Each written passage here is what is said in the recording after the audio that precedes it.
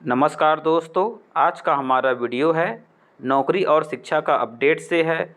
सबसे पहला अपडेट में देख पाएंगे वो शिक्षा के अंतर्गत है। 10 अक्टूबर को ही अपडेट आया है।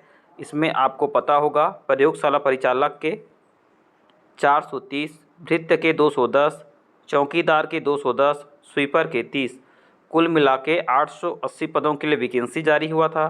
अब इस वैकेंसी में अपडेट आया है और जो अपडेट है केवल निःशक्त जनों के लिए है। इसमें 30 वैकेंसी आया था, जिसमें 15 ओएल के लिए था, 15 एचएच के लिए था। तो आपको पता होगा जो ओएल है ये वन लेग है, एचएच ये हेयरिंग हैंडीकैप्ड है। वहीं पे जो भृत्य में 5 vacancy OA one arm, OL one leg और 5 वैकेंसी है बी का ब्लाइंडनेस के लिए है, एलबी का है लोअर विज़न। स्वीपर में भी लोअर विज़न में आपको 1 वैकेंसी और हेयरिंग हैंडीकैप्ड में 1 वैकेंसी। तो ये जो अपडेट है केवल विकलांग वाले पदों के लिए किया गया है।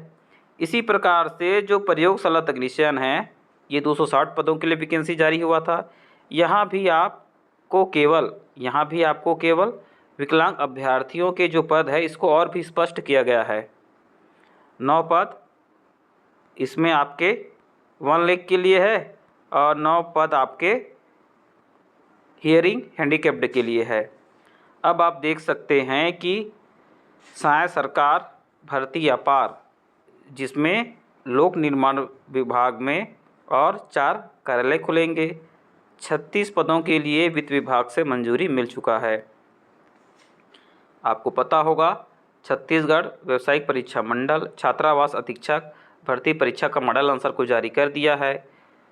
आप 16 अक्टूबर दोपहर 3 बजे तक इसमें दावापत्ती कर सकते हैं। 300 पदों के लिए वैकेंसी को जारी किया गया था।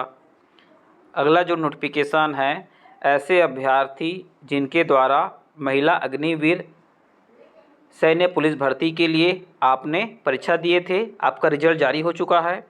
13 नवंबर को 241 महिला अभ्यर्थी ही अब इस फिजिकल परीक्षा में पार्टिसिपेट करेंगे। रानी दुर्गावती विश्वविद्यालय में आपका शारीरिक परीक्षा होना रहेगा, मध्य प्रदेश भोपाल में। हेल्पलाइन नंबर से आप और भी अधिक जानकारी ले सकते हैं। और ये जो भर्ती है मध्य प्रदेश और छत्तीसगढ़ के महिला अभ्यर्थियों के लिए ही था। तो जो महिला अभ्यर्थी इंडियन मिलिट्री महिला पुलिस के लिए परीक्षा दिए थे, आपके ईमेल आईडी में आपका सिलेक्शन होने पर आपको प्रवेश पत्र भेज दिया गया है। 241 महिला अभ्यर्थी इसके लिए पात्रता रखते हैं। एक बार फिर से केंद्रीय माध्यमिक शिक्षा मंडल बोर्ड सीटेट परीक्षा के लिए परीक्षा के समय सारणी में बदलाव किया है। पहले ये जो परीक्षा है 15 दिसंबर को होना था, अब ये जो परीक्षा है 14 दिसंबर को होना है। इस वर्ष प्रथम सेमेस्टर में एडमिशन के लिए 31 जुलाई तक आखिरी आवेदन फार्म मंगाए गए थे। बाद में सीट खाली रहने पर 30 सितंबर तक और एडमिशन के लिए पोर्टल को ओपन कर दिया गया था। फिर भी 50,000 जो सीट है ये खाली रह चुका है। अब आप देखेंगे बीएड के फर्स्ट राउंड के काउंसलिंग के बाद 6,000 सीट खाली है, ये आपका बीएड के लिए है। वही 3,000 सीट खाली है डीएड कोर्स करने के लिए। जिन अभ्यर्थियों ने फर्स्ट काउंसलिंग में भाग लिया था, अभी तक आपको कोई भी कॉलेज अलॉटमेंट नहीं हुआ है। अब आप एक बार फिर से 10 अक्टूबर से 14 अक्टूबर तक ऑनलाइन आवेदन फार्म को भर सकते हैं। इसके बाद आपको किसी भी प्रकार से ऑनलाइन आवेदन फार्म भरने का अवसर नहीं मिलेगा। इस 10 अक्टूबर से 14 अक्टूबर के बीच ऐसे अभ्यर्थी, चाहे आपको बीएड के लिए, चाहे आपको डीएलएड के लिए, इसके अलावा 12वीं पास अभ्यर्थियों के लिए BA, BEd, BSc BEd course में दाखिला लेना है। एक बार ही आपको आवेदन फार्म भरने का अवसर दिया जा रहा है, जो आपका 10 से 14 अक्टूबर है। अब आप देखेंगे कि जिन अभ्यर्थियों के द्वारा बीएड और डीएलएड के लिए प्रथम चरण के काउंसलिंग में पार्टिसिपेट किए थे, आपने ऑनलाइन आवेदन फार्म को भरे थे, आपका नाम किसी भी कॉलेज में नहीं आया है। अब आपको लगता है कि आपने जो ऑनलाइन आवेदन फार्म को भरे हैं, आपको दोबारा और फार्म नहीं भरना है, तो आपको कोई प्रक्रिया नहीं करना है, आपका नाम ऑटोमेटिक दूसरे चरण के काउंसलिंग में चला जाएगा। लेकिन आपको लगता है कि आपने प्रथम चरण के काउंसलिंग में पार्टिसिपेट किया था और आपका नाम कोई भी कॉलेज में नहीं आया है। अब आपको और भी जगहों का चुनाव करना है। पुराने ओल्ड आईडी पासवर्ड से आपको लॉगिन करना रहेगा। मॉडिफाई वाले ऑप्शन में जाएंगे, मॉडिफाई या एडिट का जो ऑप्शन रहेगा इसमें आप जाओगे, इसको आप क्लिक करना रहेगा। एक बार फिर से आप फीस को पेमेंट करेंगे। अब आप ऑनलाइन आवेदन फार्म में और भी जगह को ऐड कर सकते हैं, मॉडिफाई कर सकते हैं। अब आपको नया यूज़र आईडी पासवर्ड बनाने की आवश्यकता नहीं है। आपके पास पुराना यूज़र आईडी पासवर्ड है। आप लॉगिन करके फीस पेमेंट करके मॉडिफाई एडिट कर सकते हैं। ऐसे अभ्यर्थी जो एक बार भी या आप प्रथम चरण के काउंसलिंग में भाग नहीं लिए थे, आपको नए रजिस्ट्रेशन के माध्यम से रजिस्ट्रेशन करना रहेगा और जगह का चुनाव करना है।